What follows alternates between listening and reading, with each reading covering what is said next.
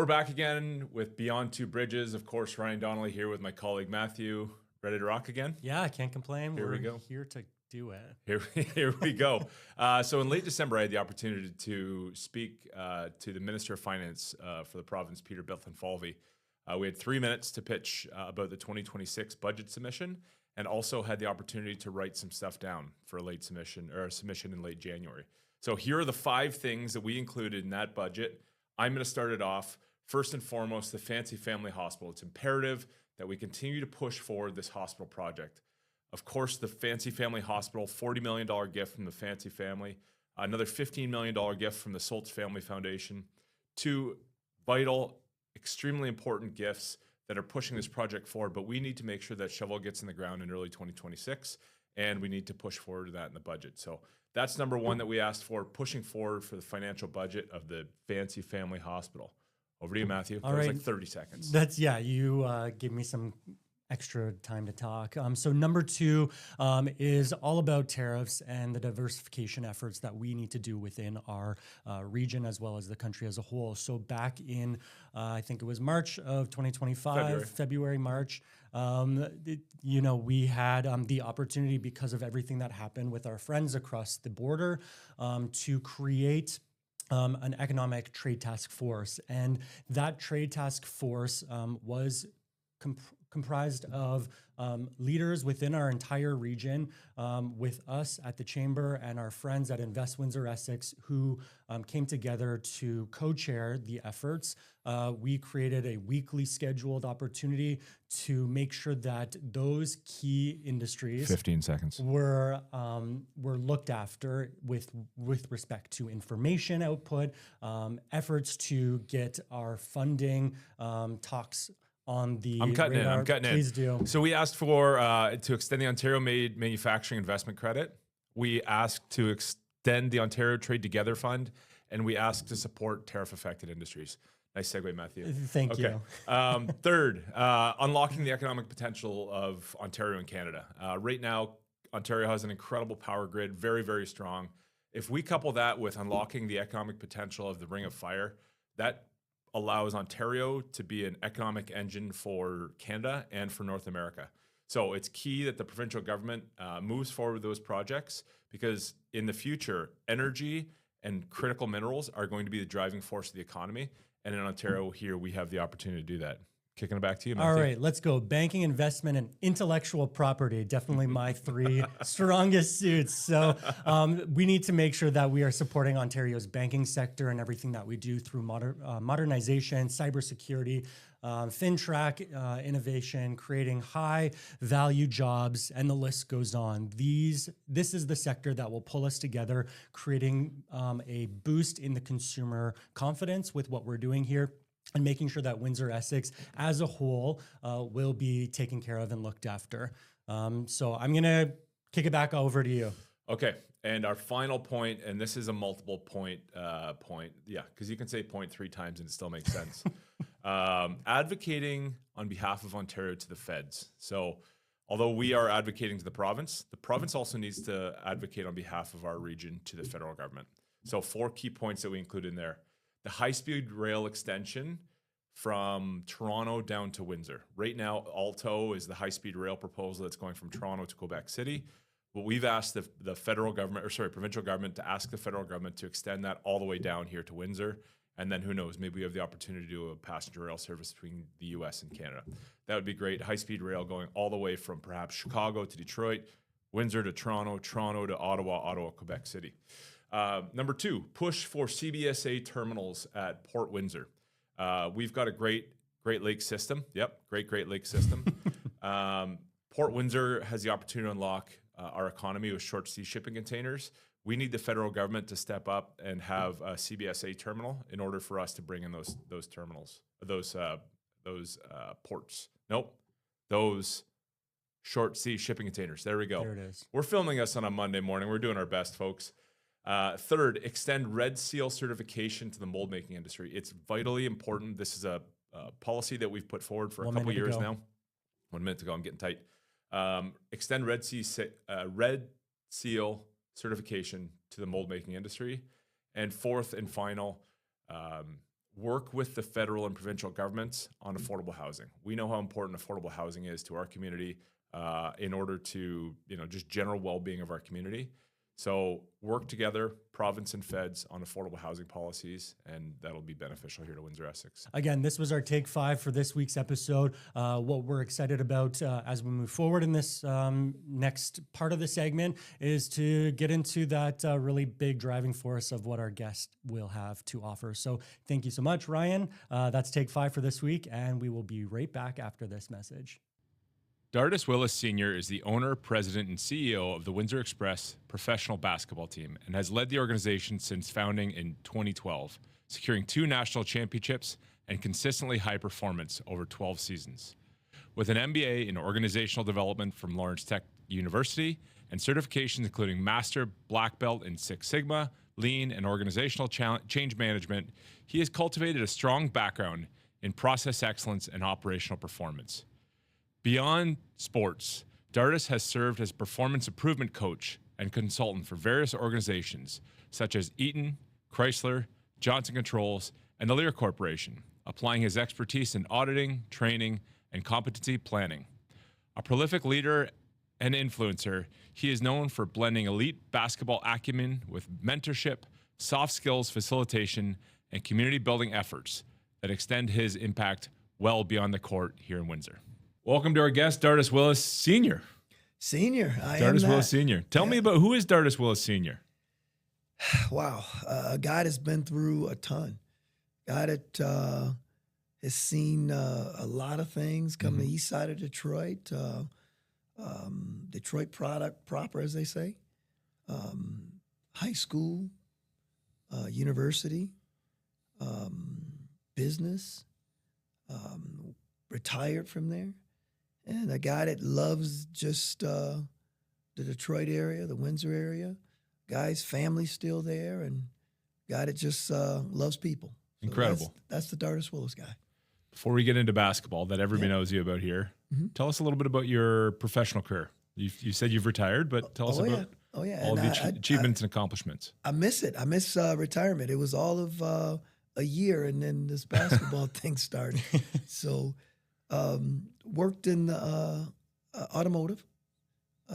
After university, I went right to work for a company called Lear Corporation and worked for 5 different companies: Lear, Eaton, JCI, Chrysler, Rectus-Hill, and worked in several different areas within automotive.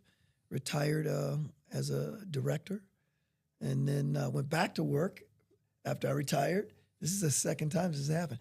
Went back to work as a vice president, but spent a couple years helping out Eaton Corporation and things like that. But automotive was very good to my family. So worked my way through the ranks from the floor level all the way to managing 2,000 people per shift. So I was a plant manager at one point. Done a lot, man. A lot. Yeah. Automotive, like I said, it was good to my family. It's been good to the Windsor-Essex, Detroit, Windsor-Essex region. So it was, you find yourself in automotive some way or form or fashion. Yeah. And anybody that's met you knows there's no way that you're going to be able to relax and calm down. And I mean, your energy's infectious. Matthew, you had... Yeah, so obviously what you're known for right now in this moment in time is basketball here, right? So we're recording this before the 2026 season starts, yes.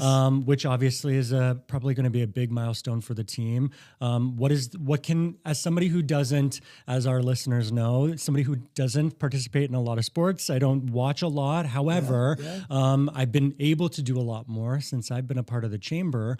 What is something that somebody can actually go to one of your games and get to experience this coming season? Well, you know what? This upcoming season is our 13th season, 15th year here in the Windsor-Essex area. So what we've tried to do is just provide great, fun, family-friendly entertainment. So what you can expect is more of that, something that is provides entertainment for 8 to 80, right? And that gives us an opportunity to say, guess what? We have a high-flying pro team here that's very integrated in the community, something that allows us to see pro basketball. You have the NBA G League level is where we are. So you can expect some players that are 6'5" to 7'2", flying through the air, passing, shooting, and being engaged with the fans. A great group of dancers that are out there. You'll find what we've managed to build over those 15 years is a community within a community, a sports and entertainment right in front of us, having a good time, back for the 13th season. So we're going to have some fun, man. Yeah. And where's the home? Where do you play? WFCU Arena. And, it's a very unique arena. It's new in our area. And so we convert that floor hockey over to basketball, and you got something special, something you can reach and touch out and touch the players and coaches and be very close to. Yeah. So it's fun stuff. So being 6'5", I'd be one of the little guys out there. Yeah, you'll be a pretty small. Well, our superstar Latin, who graduated from Wayne State, which is one of my alma maters. I got to admit, I did not expect this kid to be who he is, and he's done a great job. And he's a smaller guy. He's he lies all the time. I'm 5'5", but on my basketball record, I said I was 5'7.5". We know that's not true. So he says he's 6 feet. I still say he's 5'10", but that's okay. So he's he's one of the smaller guys. And before we get too far, let's show the camera what you got going there. I wore the championship ring. Maybe it'll bring us a little luck. That's right. Get started. So made by ring company here, and two-time national champ. And incredible. Baron Rings is, believe it or not, known all over the world. They've made them for much bigger teams than ours, but I brought it out and figured it'd bring us some luck. It's a two-time national champ ring. Beautiful. Yep. So there's Dartis Willis, the basketball guy. There's Dartis Willis, the grandpa. The grandpa, obviously, because there's a junior out there. Yep. There's Dartis Willis, the former auto guy. Yep. There's also Dartis Willis, the community builder. Oh, yeah. You're known for trying to build community, and you've said it a few times today. Yep. Tell us about your desire and your drive for trying to build community and try to build community spirit and everything that's kind of what I know sports stand for and part of the community. But talk a little bit about that for you, if you will. Well, I was really lucky. Man. And what I mean by that was I was raised in an environment where my grandmother forced me to a community organization to be a part, to find something to do to make sure that I was not distracted by all the other things around me. The YMCA was a big part of who I was, and that YMCA snatched us up early and said, guess what? There's a such thing called a leader, and here are some of the elements of being a leader. And naturally, a leader finds a way to help others, and those others come from the community. And that's what was instilled in me at a very young age. I was a national leader. I received some basic awards, which were, compliments to some of the time and energy that I put out there. And it never stopped from as early as the 6th grade all the way through now, finding a way to give back, finding a way to be a part, finding a way to compliment others with things that they may not have that you have and be able to share. And so, that part for me was instilled by my family. They understood that the things that we had was because others shared it, right? The things that we had was because others saw the benefit in being more than just a family, but a community. I was raised in an environment where our little immediate friends and family, homes, everybody was a community. Everybody honestly looked out for each other, right? And so you had an extended family, you have a community, and you were a part of it. And once you get that in your blood, it doesn't go away. It's a natural part of your fabric. Mm-hmm. And so coming over here to Windsor was easy for me because my father, who worked for General Motors at the General Motors facility, brought me back and forth. he was a part of the Windsor Detroit fabric. It was very easy for me to pick Windsor as a market for basketball because this is where I was from, right? And so having that connection was easy to tie into the community. And I believe in being able to be a part of something bigger than you. And the community is much bigger than we are, right? And if we want to see something special happen, tie into the community. And I believe that wholeheartedly. Always have. Yeah, and we'll get into perhaps after the break, a little bit of the Canada-U.S. relation, because I know we've talked about it, but your players, who are they? Where are they from? And then, as we were just kind of warming up here, you talked about the integration of them into the community. Can you speak a little bit about that for me? Oh, yeah. And I probably drive them crazy because, remember, because you see community as the end-all, be-all doesn't mean that everybody else does. And sometimes you have to teach them the way I was taught, right? And so the players that we bring in, we explained it. And we had prior to them coming to the training camp, we have 3 or 4 meetings on Zoom, a phone call to talk about what the expectations are. And one of the expectations for us is that you will be a part of the community. You will live here, work here, and be a part. And part of that means that you will go to the nonprofits, you'll go to different community organizations, you will volunteer some time, you will spend some time in the community. Because you play pro basketball doesn't mean that people are just going to run out and see you. People respect those that are a part of them. And so you have to be a part of the community if you want the community to come out and support you. And so for several reasons, we understand what it means to attach. And I just share that with them. Drive them crazy with it, drive coach crazy with it. But anybody that's worked in our organization, volunteer in our organization, they'll tell you 100%. We walk the walk, talk the talk, be a part of the community. They'll respect it. They'll be a part of what you're doing and understand. And so we have a good time doing it. I mean, I'm sorry for keep interjecting here, Matthew, but I can't tell you how much I believe in what you're saying right now. Like it's something that I feel in my core. Being a hockey player, living throughout the United States, living throughout Ontario, that was something that I always chose to do and aspired to do. There's a gentleman, Mike Kelly, was my first general manager here with Windsor Spitfires, and Mike got us out in the community and made sure that we were part of it. And I'm proud to say that I've won a number of awards over my life for various things, but I've won 2 awards for the Windsor Spitfires for community champion. I was nominated for Man of the Year with the American Hockey League, and I won an award with the ECHL. So no matter where I was, getting out in the community, reading the children, being part of that. I mean, those are the things I remember. I don't remember that I scored very many goals because I really didn't score very many goals. But I do remember. I remember reading stories to kids at a disadvantaged school in Bakersfield, California. I remember being out and visiting hospitals in Des Moines, Iowa.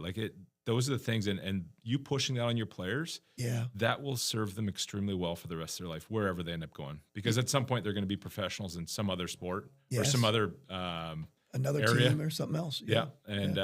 Your guys aren't getting rich and retiring at 35. Not at all. They're going to be professionals in something else. So that's right. Kudos to you for pushing that. Yeah, you know what? It's again, I look back over my history, and all the things that have been good to me and good for me has come from the community, right? I look at Beth Bania, right? Beth Bania was a volunteer with the YMCA, but man, I'm telling you, when we were going to leaders camp or this event or that event, she was the first one. And you look back and I call her still to this day and say thank you, because what she was doing was out of her heart, right? She understood the greater deal, the greater part of being part of a community. And so it was easy for me to mimic something that was good, and it feels good, right? And once you get these players out, you should see them.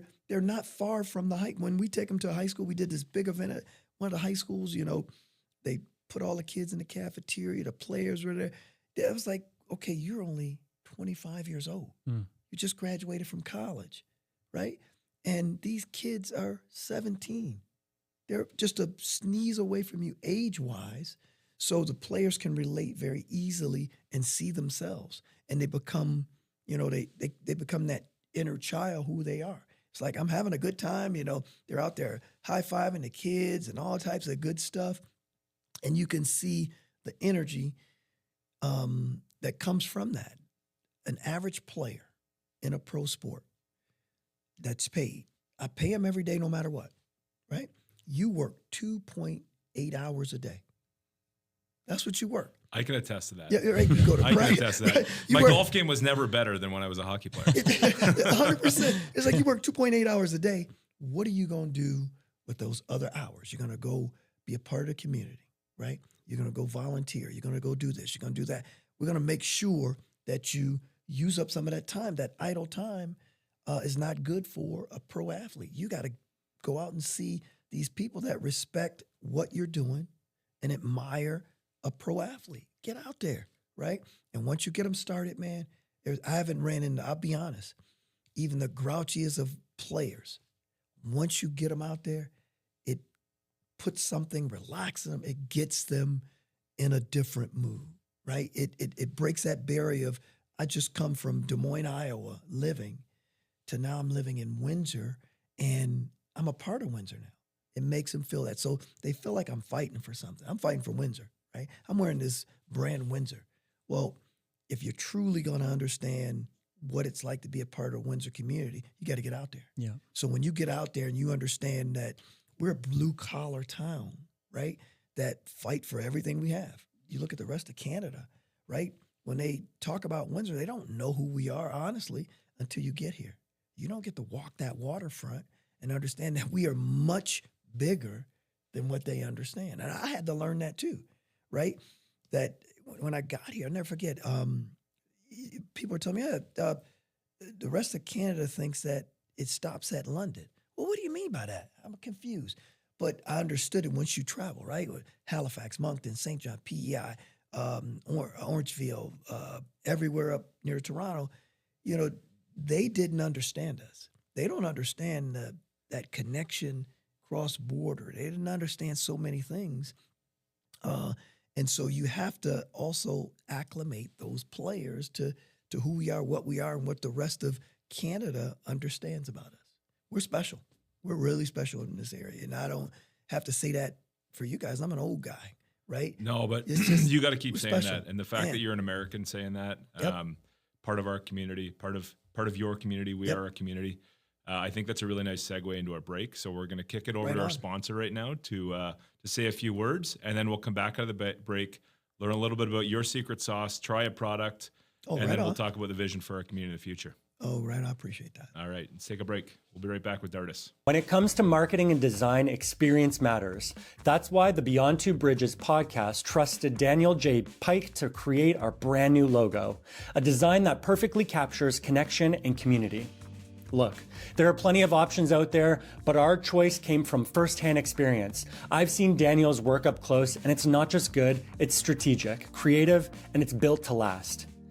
Daniel is a seasoned marketing and graphic design professional with over 10 years of experience working with businesses big and small. He's designed everything from logos and flyers to print magazine, billboards, t-shirts, bookmarks, banners, and a full social media marketing strategy. His work doesn't just look good, it works. Are you ready to elevate your brand? Visit danieljamespike.ca today. Daniel J. Pike, design that speaks, marketing that works.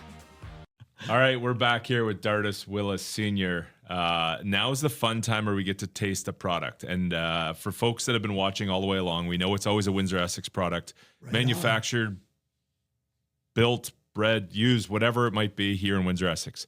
This one we're doing a little bit different. So, Dartis, you are from Detroit. What is Detroit known for? It's pizza. It's Coney's. Okay.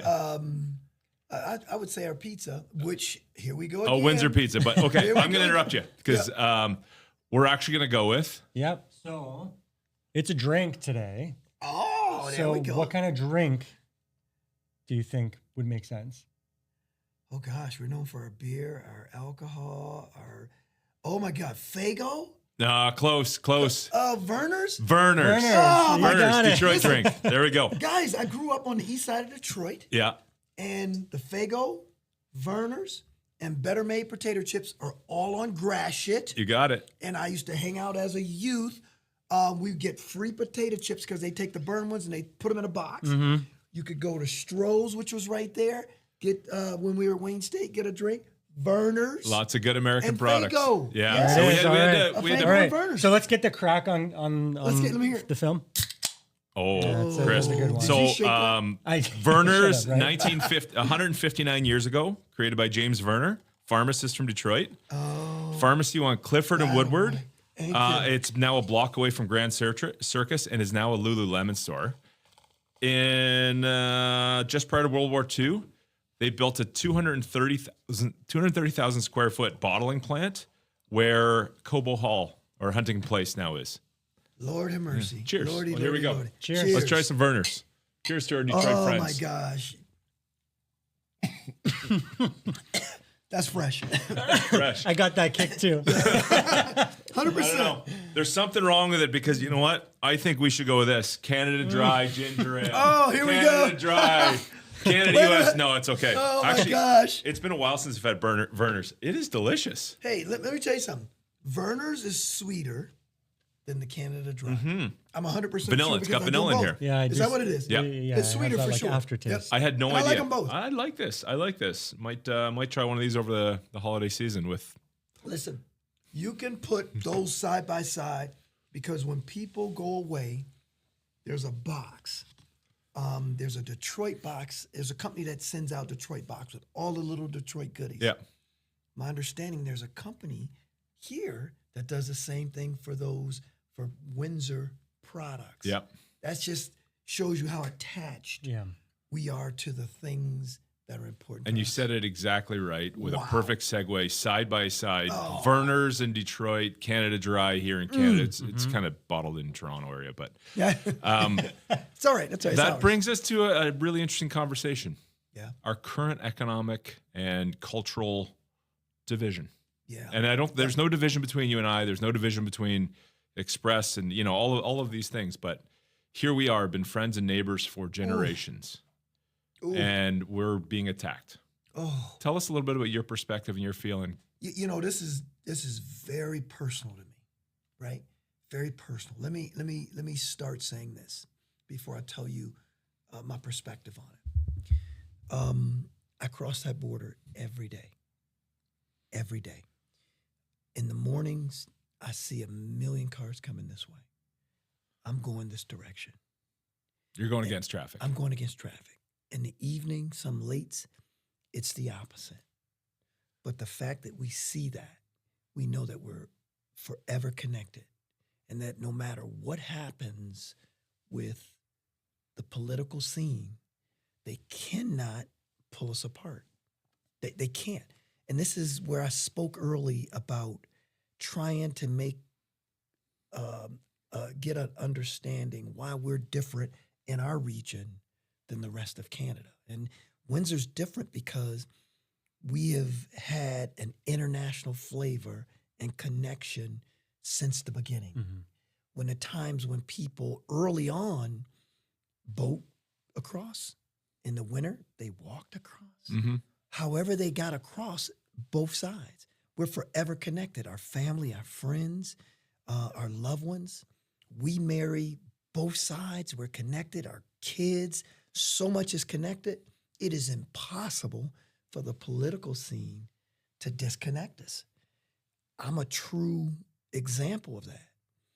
During COVID, the border agents understood that my connection was bigger than just basketball. So when I got to the border and COVID was happening, and one of the agents would say, he'd say to me, hey, the team's not running. Why are you going across? I said, because if I don't, then I can't see my friends and family. I can't feel close to them. And I got friends and family on both sides. I went in that office by myself, and I walked around, and I played on the computer, but I was here. My kids were somewhere else in the U.S., right? Because they were bound home. But my point is this. I knew that this was a part of me, and I had to be here. My business is here. I have a business here and a business there. So I'm equally it's equally important to me. And so when the political scene and leadership started this tariff and this trying to pull us apart, we didn't, and here we didn't act that way. Now you can see the political scene in the Canada and U.S. where they were by right had to defend yourself. When a guy speaks ill of you, right, or ill of what we know to be something special, you have to speak up. And that for me is a very difficult position to be in, to watch a political group climate try to tear us apart. It's impossible to tear us apart because we're connected at the hip in so many ways. You know, I look at when Ford would say certain things to respond back to some of the ills that were coming from our political groups there. He had to speak up. You can't just take abuse and don't say something. You got to speak up. And kudos for speaking up because I spoke up. Stop it. This is not who we are. 30% of our nurses come from over here. How do you tear something like that apart? So many engineers, we're connected. So when they try to separate us in that political climate, it's impossible for us. We're tied at too many places. So my perspective is simple. It's impossible to tear us apart. And we are the elements that bind the two together. It's several of us. And what I mean by that is we're a border community. There's several different border communities, but ours is special. Ours go back further. We share automotive climates. This is the automotive capital of Canada. We got the automotive capital over in Detroit. I can go down the list. Verner's, right? Canada Dry. Canada Dry. You know what's crazy? I'm more proud. I'm more proud to put a Verner's on the table than I am a Canada Dry ginger ale. I associate you like sugar, more with that's what that is. I associate more with that than I do this. Listen, I understand it. And this is what bothers me the most. I watched Detroit go through the ups and downs and the climate, right? I watched it, and I watched the comeback. At the time when Detroit was at its worst, I was investing on both sides. Mm-hmm. And I invested in a team, and I started a team in the rough side. And I saw Detroit go. And we all go over there every day. I live there. I go every day.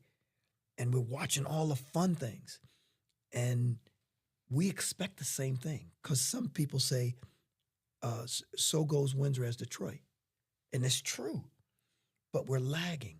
And so we got to figure it out because I have always come to Canada because it was special. I've come to Windsor because it's special. I come for the mall. I come for the outlet. I come for the downtown environment. I come because I got friends and family. And so when we look at our climate downtown and we want it to be better, right? Because we see what's happening in Detroit, you know, it bothers us personally on both sides. Maybe we can segue. I don't want to interrupt you. Maybe No, we can segue please. into our 2040 question we always ask. Yeah, absolutely. So, I mean, you did answer, and this is kind of the part of the conversation that we talk about your secret sauce and kind of like what you think has created an opportunity for success for yourself. Yep. In answering what you've just done, you've kind of created the opportunity to also talk about the future and the future of not just Dartis, but the future of Windsor-Essex. So what do you think, in that 10, 15, 20 years, 2040 lens, where do you see Windsor, whether it's, the border city element of it or just Windsor as a whole, where do you see it going and how can we get there? Well, you know what? I look at the climate right now. Look at some of the huge events that happen to change our connection. The casinos, right? 9/11, the resurgence of adding the ID, all these different things that prevented us from crossing. Detroit has always been a part of Windsor. Windsor has always been a part of Detroit. Unequivocally, we have to find a way to make it easier to make us allow us to be connected. all of the American money that was spent over here for years, all the Canadian money that's being spent currently needs to continue. If Windsor is going to be where Detroit is, then we need to, one, have a plan and an architect plan to get there. Number two, make the border easier, more accessible, specifically for the citizens of Windsor and Detroit, to be able to make it easy. I can tell you unequivocally, I used to come across the border without ID. That's telling my age. I'm 61, but I can tell you unequivocally, I would get the scolding at the border. Okay, where you going? You're 18. Behave yourself. Get back over here. Don't drink. Blah, blah, blah. Never asked for ID. He just scolded me and told me, behave myself, enjoy yourself, and get on home safe. That was the ease across the border. Now, with all the things that have happened, it's been a little bit more difficult. But number one, we have to make it easy and more accessible to both sides, right? And ID, in some cases, have been a preventative measure. Number two, the attractions that we have, our downtown must mimic what they're doing in Detroit. So we have to have a group, and no one investor is going to come out the sky and drop all his money in Windsor and happen. It has to happen here with us, including me, right? Every current business guy have to have some vested interest to make our core better. We have to make it something very attractive where they want to come and see. We have the same waterfront. If you walk Detroit's waterfront, beautiful. If you walk Windsor's waterfront, beautiful. All the other things from the waterfront back on both sides have to also be beautiful, right? Our core, and we've done some good things, but we got to do more things to bring those American over and bring that American dollar over here, right? We want it, just like they want our Canadian dollar, we want their American dollar. We have to think that we have to have our own. We have to have our own protein, our own beautiful buildings, our own beautiful events that attract the Americans. The Americans have always loved to come across the border. So whatever those events are, our young, energetic people have to have the jobs so they don't have to go to the rest of Canada. They have to make it something special here where they can feel I can earn a great living. That game we do called Express to Trades, right? The purpose of that game that we did that was to make all the jobs that come up from the trades that the young kids here get them first, get that opportunity first within the community. That's just trades. So they can earn a living, so they can spend the dollars here, so they can make the beautiful downtown that we need. That's number two. And number three, there's a personal pride that must take place in Windsorites.